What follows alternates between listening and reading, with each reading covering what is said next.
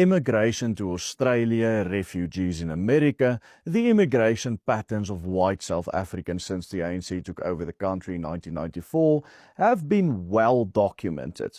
But while the world keeps talking about the many white South Africans that left the country over the past 31 years, almost no one is talking about the demographic shifts that are quietly taking place within South Africa itself, and which have the potential to even change the country forever.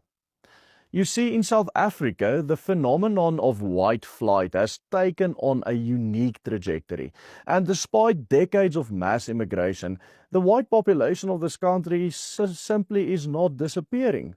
In fact, in some regions of the country, the white share of the population is actually growing.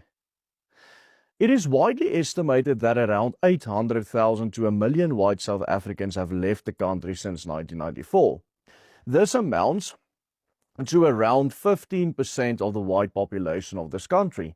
And if we look at the long-term population trends, this shows at the end of apartheid in 1991, there were around 5.1 million white people in South Africa, constituting around 14% of the total population.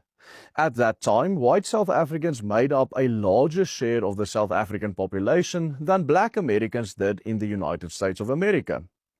Since 1991, however, the white population has shrunk from 5.1 million to around 4.5 million, a decline of around 13%.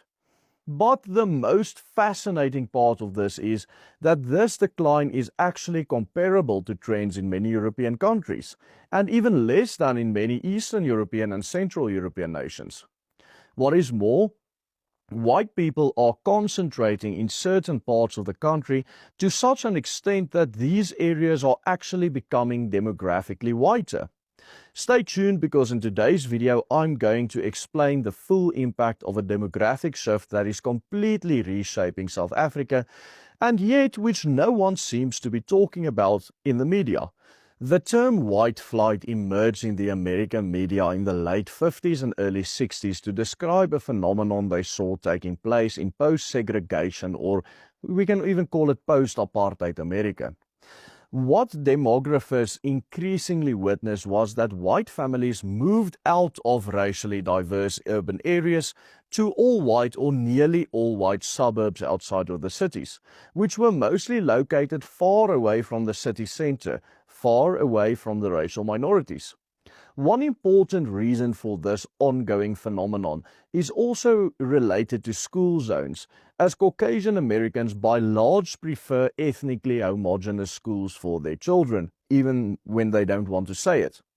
While this phenomenon is well documented in the United States, not much has been said about this in post-segregation South Africa, and yet this phenomenon is absolutely reshaping the demographics in this part of the world.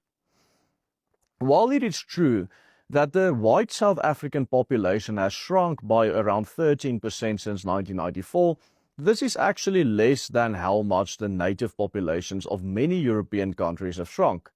For example, in Baltic nations such as Latvia and Lithuania, the overall population shrank by around 25% over the same period, which is proportionally double the loss of the white population in South Africa, despite the almost 1 million or over 1 million people who had immigrated from this country.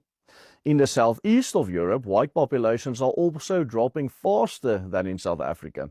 Bulgaria, Romania, and Serbia have each experienced a rapid demographic collapse driven by ultra-low fertility and mass immigration, losing around 20% of their population since the mid-90s. Nearly half of Europe is experiencing a more rapid decline in their Caucasian population than South Africa is, and in Western Europe the decline has only been slowed by mass immigration from especially Eastern European countries, as well as places like South Africa, but even there it has begun to radically intensify over the past decade or so. And while the fact that around 800 to 1 million white South Africans have immigrated from this country has gained a lot of attention, what no one seems to talk about is what is happening inside the country as a result of white migration patterns inside South Africa itself. And what may come as a particular surprise is that the phenomenon of white flight in this country has actually contributed to several areas of the country becoming even whiter over the past decade or so. Take, for example, Mossel Bay Municipality, which forms part of the Garden Route district of the Western Cape. This municipality is roughly the size of the European country of Luxembourg. Back in 2011, census data showed that this municipality was around 25% white and 68% Afrikaans speaking. By 2022, the white population grew to an astonishing 34% of the population. In fact, if current trends were to continue, Mossel Bay will become majority white within the next 15 years. But municipalities such as these in the Western Cape are not only becoming whiter because of Afrikaners moving there from other parts of the country. Interestingly, the data shows that between 2011 and 2020, the number of European-born immigrants to South Africa increased by around 10% to 250,000 people, most of whom opt to settle in the Western Cape and especially in the Garden Route area.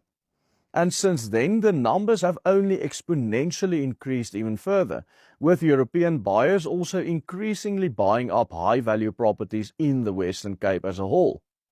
In the Northern Cape province as a whole, the white share of the population actually increased slightly between 2011 and 2022, from 7.1 to 7.3.